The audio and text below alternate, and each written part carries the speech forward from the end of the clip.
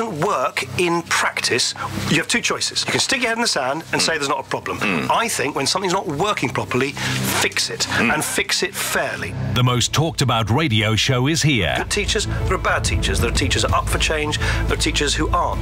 But you don't get the best out of teachers by simply just branding them all as folk who don't want to try and do their best. Call Clegg 0345 6060 973. Text 84850. Leading Britain's conversation. This is Call Clegg with Nick Ferrari at breakfast. Only on LBC. And this is Nick Clegg on LBC with Nick Ferrari, here to take your calls for the next half an hour. And so that number again is 0345 6060 973, or you can email as ever at nickclegg@lbc.co.uk. And of course you can watch on the on lbc.co.uk. So let's go straight to the first call. Alistair in Grimsby. Hello, Alistair. Hi. Yes, hi. Good morning, Nick. Hi.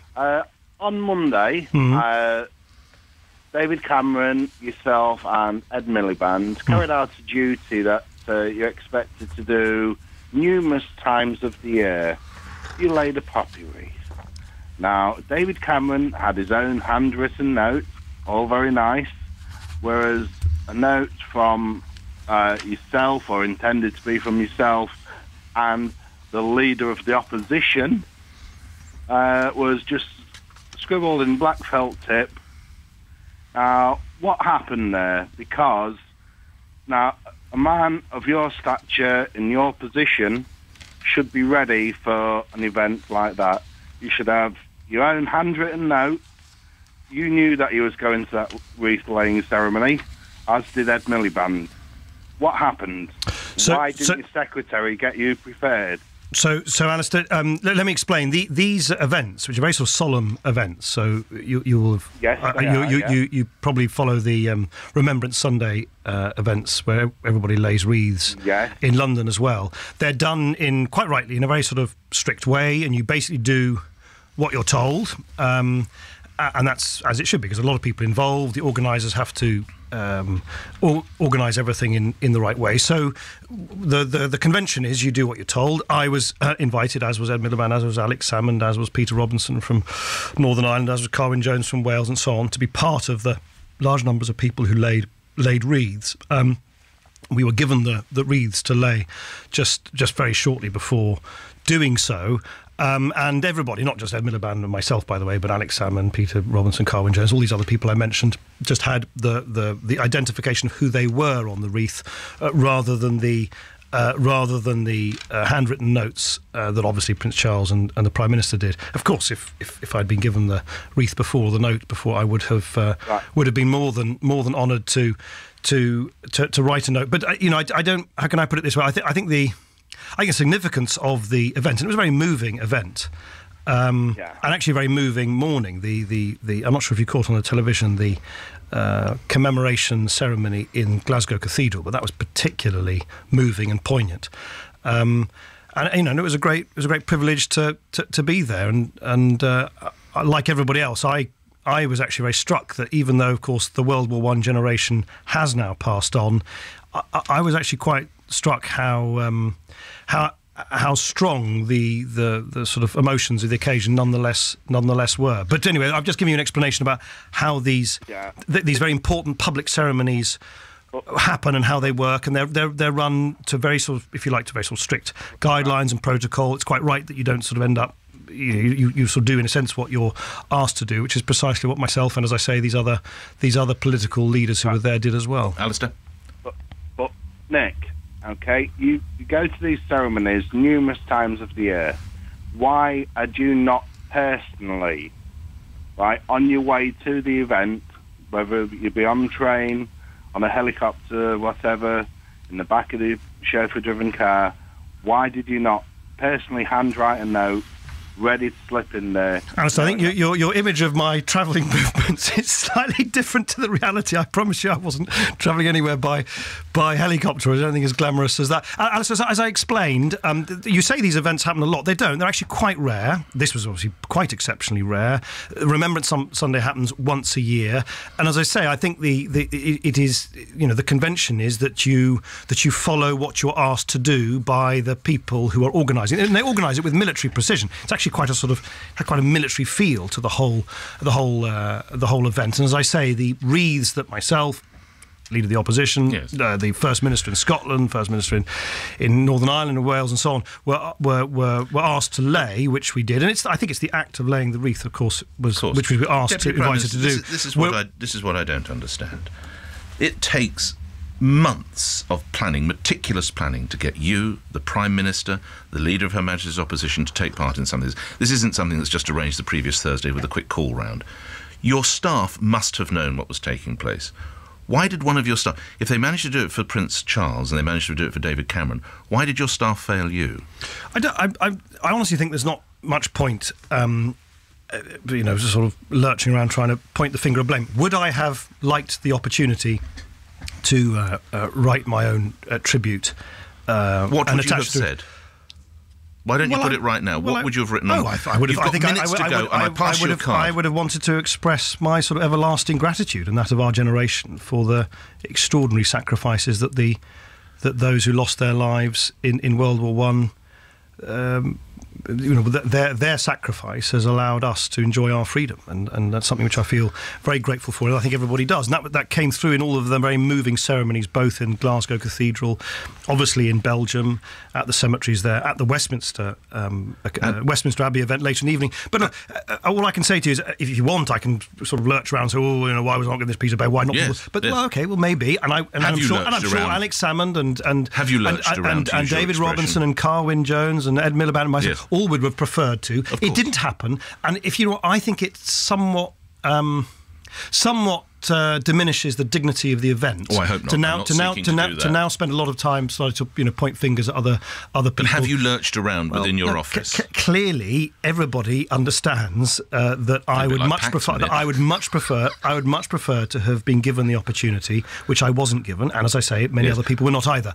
The organisers understand that loud and clear. And I do not want to diminish from the impact and the solemnity. As I'm trying to explain to both you and Alistair, I actually think that the solemnity and dignity of the event was very important. And for those people who do care about the memories of what happened in World War One, I actually think that will be more important to them in their memory than the reasons why, on this occasion, the opportunity was not given to a number of people to write a personal message. But for the fourth and final time, have you lurched around within to use your expression, which I imagine means shouting. I've made it absolutely clear that I would have liked to have had the opportunity, which I wasn't given, to write a personal message. But as I say, so your staff you've had a lurch.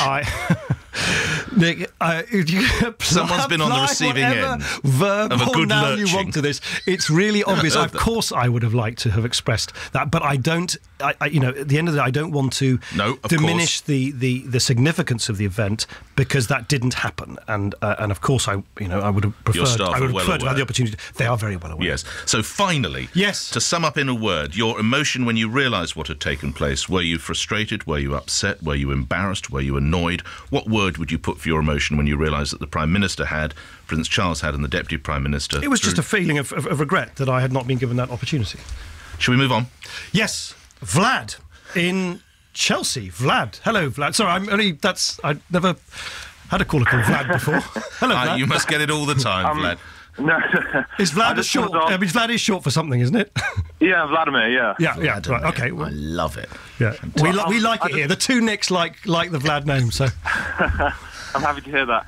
I just wanted to ask you, do you think politicians like Boris Johnson, who are extremely popular, do you think that's the solution to the political apathy we have in the UK at the moment? Good question. Good question, Vlad. Great name, good question. Do you know, I think the thing about Boris Johnson is, despite all the kind of, clumsiness and bumbliness, he's actually a really, really ambitious politician. And, you don't need to sort of begrudge him that. I mean, he kind of treats his political ambition a bit like he treats his hair. He wants everyone to think that he doesn't really care, but he actually really, really does care. and so, look, I mean, he'll now have to come a bit, have to come clean a bit more about the fact that he is in many ways a much more conventional politician than he likes to appear. Vlad, quick response from you. Yeah, no, I completely agree with everything you said. But do you think the hair political ambition analogy, Vlad? Are you with me on that? I completely. Yeah, I'm with you on that one. I was just wondering your final thoughts on. Do you think politicians like him will drag the UK out of the political apathy it's in at the moment? You know, raise turnout. Can I put it to you? Are you likely to vote for Boris then, Vlad? I sense that you're glad, Vlad, that he's coming out of London and into a bigger arena. Is that true? Well, to be honest, I'm not a Conservative voter, but I do believe that. And why? Why do you engage with Boris? I'll bring the Deputy Prime Minister back in. Why is it that you feel able to engage with Boris Johnson? I think because he's really stirring up emotion and stirring up interest in politics, and I think that's critical to the UK at the moment. And whatever way he's doing it, Yeah. Look. As I say, his tousled hair, his bumbliness, his humour, all that's great. All I'm saying is that don't. Behind all of that is someone who is absolutely fixated with his own political ambitions. In that sense, he's actually a very conventional politician. Look, I think. Do you know what? We can't really tell how people are going to react until Boris actually needs to, because in a sense being a mayor is great, it's a wonderful position to have, but you can kind of have your cake and eat it, because he can sort of lob grenades into the political debate without really having to take responsibility for stuff. At some point he's actually going to have to say, I'm going to be responsible stuff, I have to take difficult decisions. Boy, have I got the T-shirt on this, I know this. You sometimes just have to take a choice between a lot of invidious, difficult decisions, all of which are not going to be wildly popular, and you have to stick with them. And he's going to have to do that at some point if he really does want to see through his political ambitions, and then we will see. I kind of think... Look, Vlad, my own view is that it's always good if people engage, those who are not particularly interested normally in politics. Of course, that's good. We all have to do it in our own different ways. I wouldn't be on this radio show every morning if I didn't think that. I had to make efforts, and I have done too. We'd love to have you every morning. Did I say every morning? Yes. Well, there you go. I'm happy to talk. The announcement has been made to the surprise. That's me done. Well, it's been great doing breakfast, and I wish Nick Clegg the best of fortune. And afternoon, every breakfast, lunch and dinner. Vlad, anyway, thank you. We move on. Deputy Prime Minister. Shirley in Beckenham. Hello, Shirley. Oh, good morning. Thank you for taking my call. Not at all. I've always known that you've been a big supporter of the EU and that you're very much against us coming out of it. And I know your wife is Spanish, so that obviously perhaps influences you slightly. Well, Nigel Farage's wife is German. I don't think that rule. I don't think that rule prevails. I knew she was somewhere in Europe. Now, since the great rise in popularity of UKIP, yes. And everybody, I would say a lot of the population in this country are worried about immigration and everything. Yes. I think that UKIP is becoming very powerful, and you've lost a lot of votes as a result in various constituencies. Right. Now, this is such a nice way of framing the question, Shirley. I understand that in recent days you have said that you are now in support of trying to curb immigration. And I wondered if this was because you felt that you needed to change your stance to try and avoid losing even more seats and things at the general election next year. Right. Because you might... I think I've got the message, Shirley. Some of the polls, weren't you, recently? And it's quite likely that a lot of your seats would be wiped out completely. Right. And you would lose your position, etc., etc. Right. So I just wondered what your position was on this subject. Right, Shirley. Well, thanks for casting the fortune. You want to hear her when she's pessimistic. That's Shirley being happy, mate. You want to be around when she's gloomy. In such an unalloyed and positive light. No, Shirley, but joking aside, you do raise a very, very important issue, which is this widespread public concern, which is profound, and it has become more intense over time. And you're right, it did come, if you like, very much into sharp relief during the recent European elections, which is a public concern about immigration into this country. And I would really make 2 points to you. Firstly, there's nothing new actually about some of the things I've recently said about immigration. If you can bear it, Shirley, have a look back at the leaders' debates that took place on television before the last general election, and you'll see David Cameron and I cross swords because I said that I thought it was wrong that the Conservative Party made an incredible promise, one that they couldn't deliver, and they indeed haven't been able to deliver, which is pursuing a net migration target, because it doesn't make much sense. It means that 1 million people can leave, 1 million people can come in.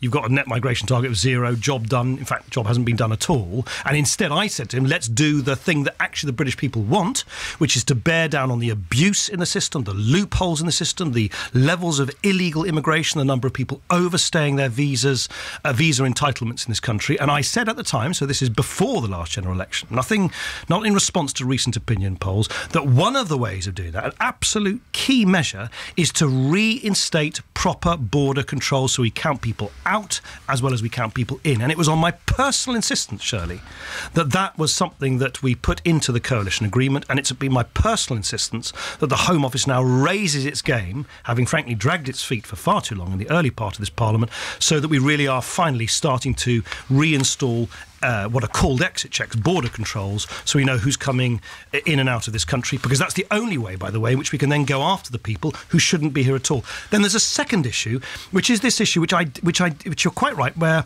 I did make some important sort of proposals today, which is that when new member states, new countries join the European Union in the future, what should our attitude be? Because, as you know, that public confidence, and no doubt your confidence, Shirley, in the immigration system was deeply, grievously damaged by Labour saying when Poland and the other Central and Eastern European Union countries came into the European Union, they said, oh no, only a small number of people would come here, and actually huge numbers of people came here. And ever since then, public confidence in all the reassurances that politicians of all parties make has been very, very damaged. Now, what I have said in response to that is two things. Firstly, what I discovered, having sort of researched this carefully over the last several months, is that when, for instance, the last government said, oh, well, when Romania and Bulgaria come in, there'll be transitional control, so people will not be able to come from Romania and Bulgaria until the beginning of this year. Actually, what it turns out is that 60,000 Romanian Bulgarians came under a loophole by categorising themselves as self-employed. Now, that loophole existed to attract sort of entrepreneurs who'd come here, create jobs and so on. In fact, it was used for people to come here to take up low-paid jobs in, So I could just say I was a window cleaner or whatever. Exactly. Right. And I'm saying, let's close that loophole. So the transitional controls in the future do what it says on the tin. If people can't come here until the end of the transitional period, they can't come, no self-employed loophole. And secondly, I've said that there is a period of time during which in the past, the European Union has said that those controls and who can and who can't come can continue to exist before they're lifted. I think there is a case that has been well made by people which says we should consider lengthening that transitional period for future accessions. So, Shirley, sorry for the slightly lengthy and serious reply, but you raise a very serious issue, and I hope I've persuaded you that what I'm advocating is A, in keeping with what I've said for a long period of time, B, responding to public concern, but C, yes, also addressing this issue about how we handle new countries coming into the European Union. So there's some common ground between you and Mayor Johnson here, because yesterday he talked about a reformed Europe being best for London and indeed the country. Oh, no, listen, I want to reform. I mean, dare I say, I've written books on how to reform the European Union. I've campaigned when I was... Did they sell well? Well, amongst a small and highly select you've got a few thousand in the attic, have you? Well, that would be lucky if it was a few thousand. But anyway, I'm sure you will now find this out of date publication. No, of course you need a European Union which is less bureaucratic, more open. I've been the leading advocate, for instance, of the nonsense of spending 150 million quid a year on having MEPs migrate between Brussels and Strasbourg. Of course you need to reform it. Where Boris and I completely disagree. He says you reform something by basically stamping your foot petulantly on the sidelines. And shouldn't be afraid of coming out, remember? Well, no, he's saying, well, it's not a courageous thing to say at all. It's basically you rather petulantly stamp your foot and say, if we don't get what we want, we're going to flounce out. Everybody knows in negotiations you don't get what you want by sort of just saying, if we don't get what we want, we're going to go off in a huff. Right. You lead and you argue forcefully and you win the argument. Okay. Right, next caller. James in Regent's Park. Hello, James. Hello, Nick. Hello, James. I wanted to ask you, are you actually a supporter of Hamas?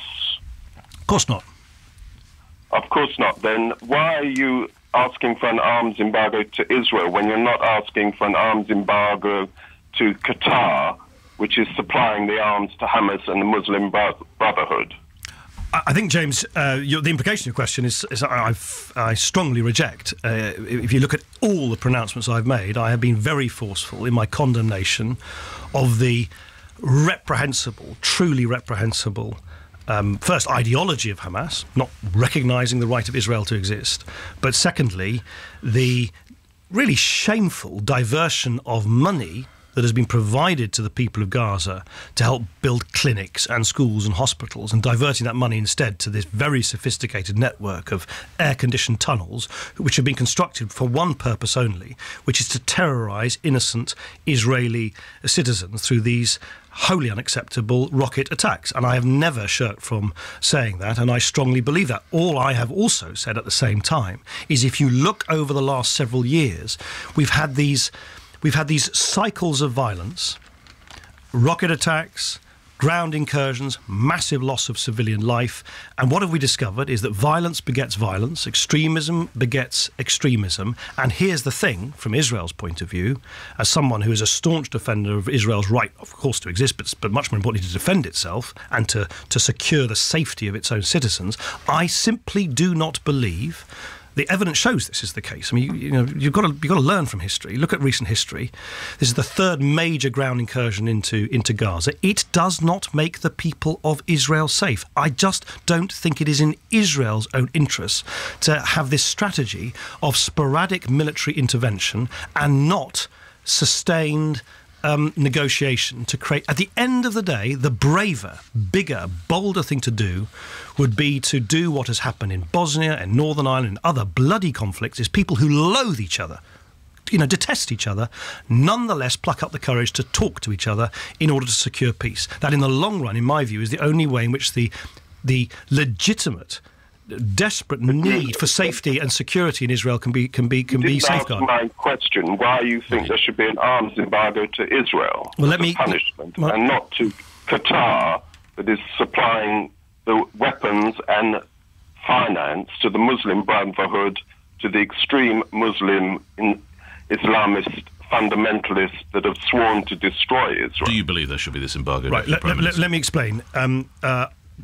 I think we must respect the criteria, and the very strict criteria that are laid down in law, which govern the issuing of export licenses for arms and for military hardware and so on, that from us to all countries in the world, including to Israel. And we must look at what's happened over the last several weeks in Gaza to see whether those criteria were breached or not. They're very clear. They say, for instance, you shouldn't be issuing these export licenses if that leads to, and that's going to lead to humanitarian suffering on a significant scale. And if it's shown that those criteria have been breached, I mean, never mind suspending these licenses, you'd have to revoke them permanently. Secondly, and you would seek that? No, we'd seek. Of course, we'd look at doing that work. We have to do that work. Okay. We're duty bound to do that. So anybody found selling arms into Israel that's been involved in this latest?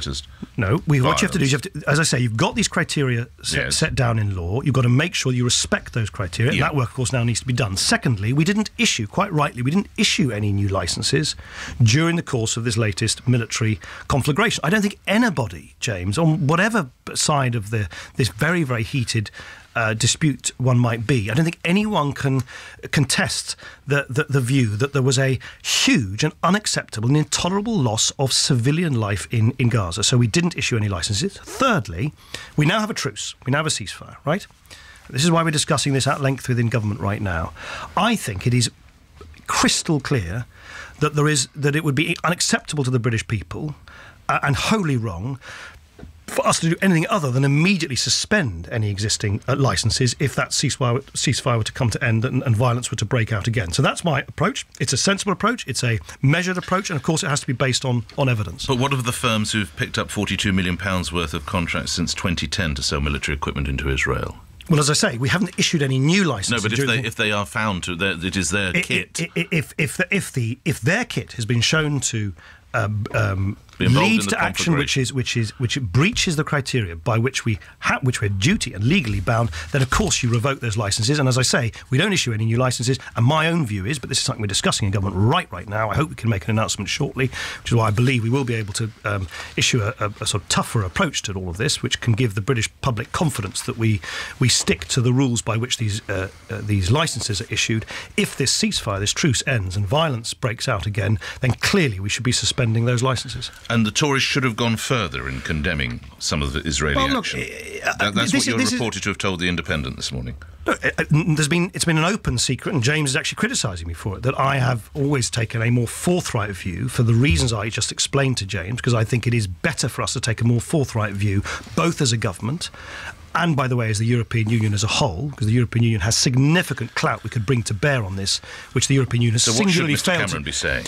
I think I just don't think one can, in the face of the massive loss of civilian life, whilst of course condemning unconditionally the indiscriminate use of rockets by Hamas to terrorise Israeli citizens. I just don't think we can be anything other than very clear and very tough with the Israeli authorities that what we think they're doing, it clearly appears to be disproportionate and not in their long-term And you're happy interest. with the word disproportionate? I said it first on the show, I think 3 weeks ago, and I was criticised for it at the time. I don't think very many people now. I was criticised for it at the time. I remember roundly criticised. Yep. I don't think anyone now disputes that what we've seen on our television screens over the last couple of weeks appears to be a disproportionate use of military force. I mean, how else are you supposed to describe the outrage? And it is an outrage of three, not one, 3 UN-protected schools being demolished in that way, with huge loss of civilian life, of many women and children being lost. I don't know what other word one is supposed to use in the English language to describe that kind of outrage. Lastly, what happened to one of your fellow Lib Dem MPs, David Ward, when he put out those unacceptable tweets concerning Palestinians? I'm sorry. Oh, he apologised clearly and unconditionally. That's it. He's not been disciplined in any other way. Well, look, if he hadn't apologised clearly and explained why on earth he made those tweets, then of course he'd be disciplined. But he apologised categorically and clearly, and I insisted on that, and he did that immediately. Let's move on to other matters. Chris in South Croydon. Hello, Chris. Good morning, Deputy Premier. Morning. Yes, the Lady Mayoress of Calais has been making dark murmurs about supplying the refugees there with ferry tickets so they can come to England. Is there anything to stop her? This is the 350 Eritreans and Somalians who've been having pitched battles in Calais, and the suggestion by the Mayor and Deputy Mayor that they will pay the one-way ferry tickets to come to Dover.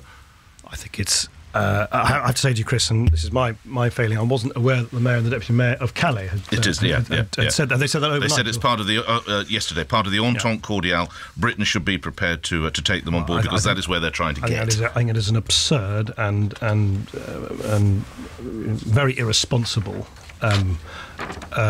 reaction by the Mayor and the Deputy Mayor of Calais. This isn't a sort of game of pass the parcel where one European country simply just sort of shuffles off the problem to their neighbour. This is something we have to work on together, and in the past, and actually to credit to people like David Blunkett in the previous, I very rarely give credit to David Blunkett or anything, but I think he, in the previous administration, for instance, started the work of proper cooperation between ourselves and the French to deal with this issue where large numbers of people accumulate, gather together in Calais because they want to move on, and that's the way we should work. I had a meeting with the new Prime Minister, or relatively new Prime Minister of France recently, Prime Minister Valls, who's taken a pretty hard line on the presence of these large numbers of people who are moving across the European continent in France, and I think he's a highly effective and impressive politician.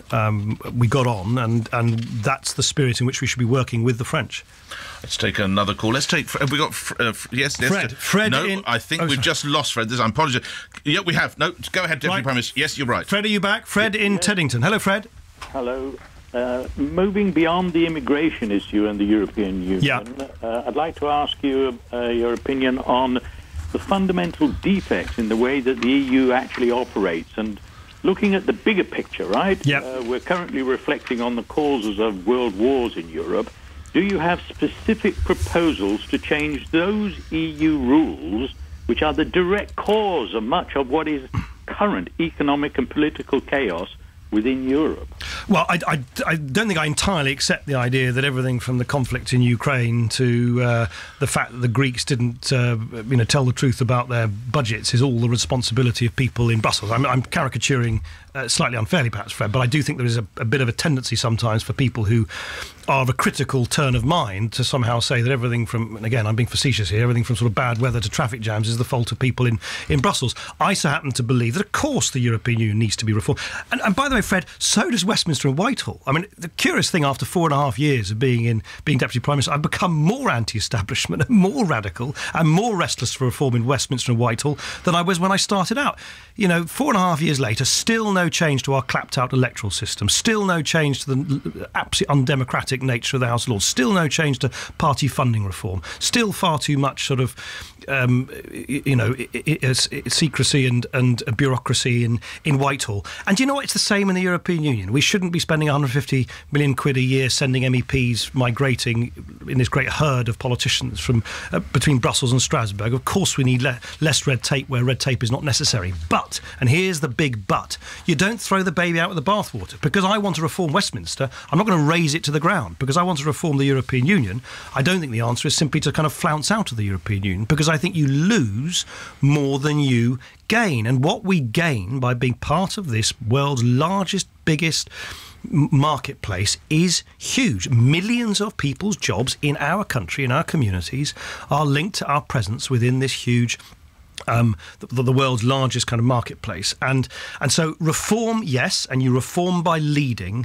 You don't reform, I think, by blaming everything indiscriminately on the European Union, or even, which is the sort of Boris Johnson approach, sort of saying, well, if you don't get exactly what you want, you're going to head for the exit sign immediately.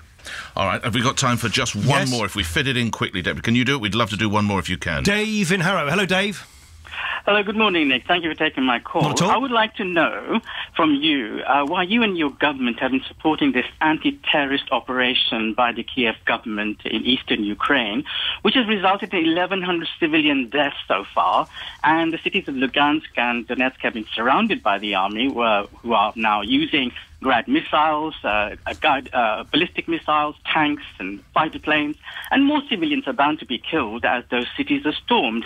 And yet when the Malaysian airline went down with 300 people going down, there was not a squeak from you guys regarding the 1,100 civilians, but when the civilian airliner was shot down, everybody was condemning, quite rightly, jumping up and down, and Putin got demonized, Russia got instantly blamed. There are sanctions on Russia, and a new Cold War has started. Don't those 1,100 civilians in eastern Ukraine count, or is it because they're the Russian speakers?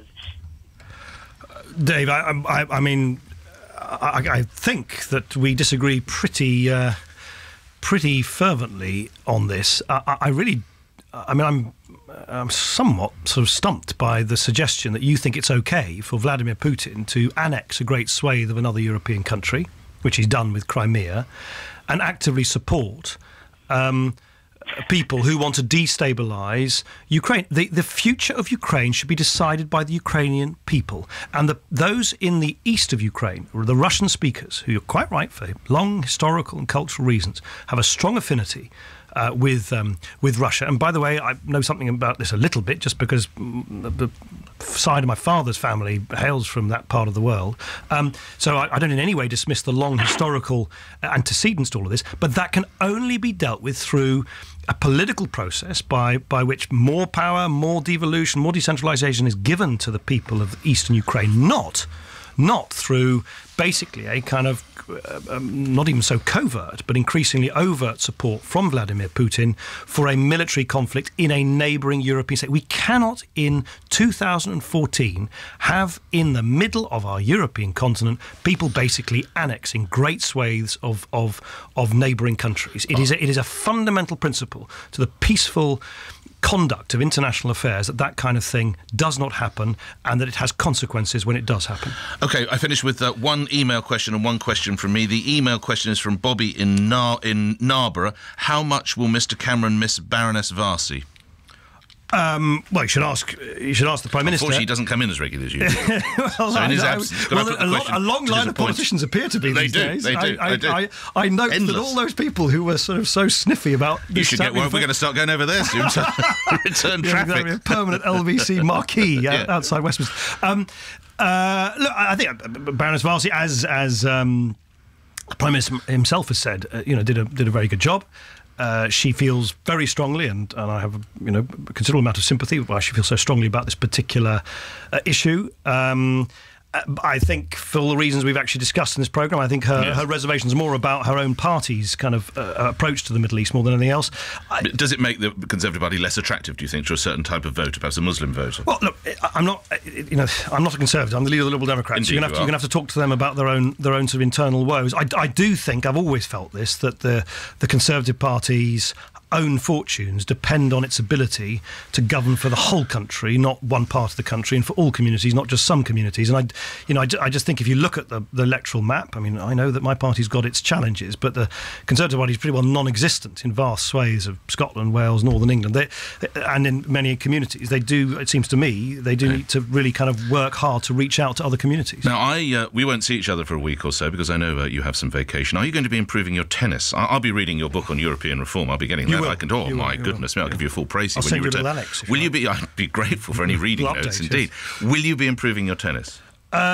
You're somehow suggesting it is in need of great improvement. I'm aware that you lose regularly to the Prime Minister. And I have to share something myths that are taking root. I have to share something with you. That the Prime Minister's had installed one of those automatic tennis serving machines. Has he really? Yes, he's had one of those installed at Chequers. And because it serves at roughly the same pace and the same velocity and is fairly predictable, he's nicknamed it the Clegger. Are you sure this is true? I'm told this from a very reliable source. Look, I accept the charge that my How do you respond to this machine being there? So he stands there, he knows exactly the pace is coming at, the velocity, the angle. He says, I'm going in front of the Clegger. How do you respond, Nick Clegg? I'm not. You should ask him again what he calls the inanimate objects in his in his own home. But I accept the charge that my serve is fast, consistent, predictable, and accurate at all times. Right, you will return in a couple of weeks. Have a good break. Thank you. You're listening to... That's the end of Call Clegg, but back in a couple of... You won't notice he'll be... Before so you know it, he'll be back in his position. And news is next on LBC. The Deputy Prime Minister has told LBC the government is considering further restrictions on the export of arms to Israel. A ceasefire in Gaza is due to end tomorrow, but Israel says it has conditionally agreed to